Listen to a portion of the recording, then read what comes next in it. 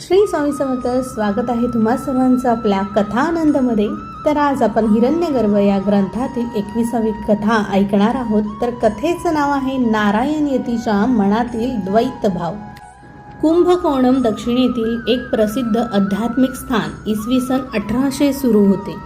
कुंभकोणमचा इतिहास हा इसवी सन पूर्व 200 वर्षापासूनचा आहे, परंतु त्याची ख्याती 9व्या ते 12व्या शतकात चोल राजांच्या साम्राज्यामुळे सर्वत्र पसरली. कुंभकोणम हे ब्रिटिश ईस्ट इंडिया कंपनीच्या अधिकाराखाली आलं होतं.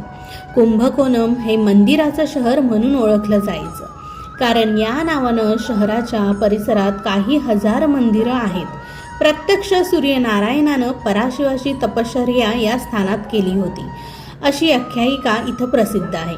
इथं शैव आणि वैष्णव या दोन्ही पंथांची विपुल मंदिरं आहेत. या पवित्र अशा कुंभकोणम नगरीमध्ये श्री नारायण